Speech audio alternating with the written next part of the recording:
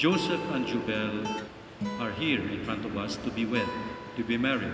But because by coming here, they include the Lord in their life. They are introducing the Lord to their lives. Before they came, they were only a couple, in a sense, an ordinary couple.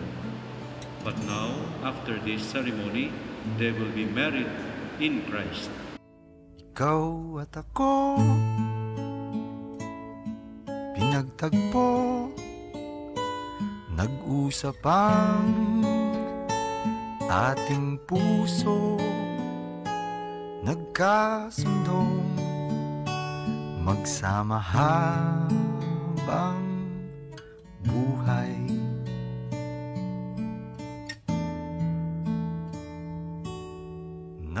Do you take Jubel here present for your lawful wife according to the right of our Holy Mother, the Church? I do. Do you give yourself to her as her husband? I do. Do you accept her as your lawful wife? I do. Bawat nos na magdaan, sana'y di magmaliw ang pagtingin, kay daling sabihin, kay hirap gawin, sa mundong walang katiyakan. Sabay nating gawin kahapon ng bukas.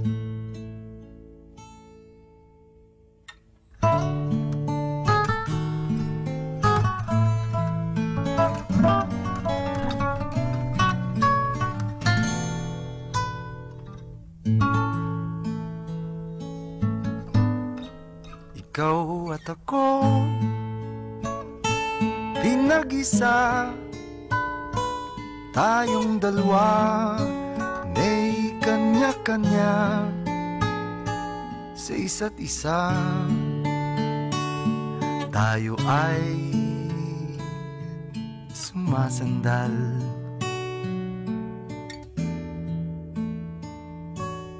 bawat hangad kayang abutin, sa pangambay di paaalipin. Basta't ikaw, ako, tayo, magpakailanman. Kung minsan ay di ko nababanggit, pag-ibig ko'y di masukat ng anumang lambing. At kung magkamali akong ika'y saktan, puso mo ba'y handang magpatawad?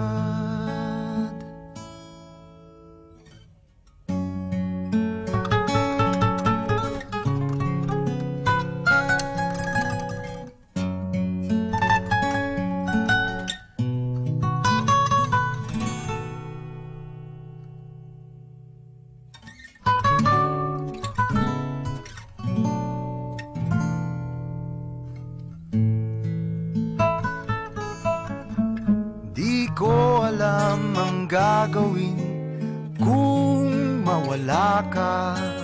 Buhay ko'y may kahulugan tuwing ako'y iyong hagkan. Umabot man sa ating huling hantungan, kapit puso kitang hahayaan, ngayon at kailanman. Ikaw at ako,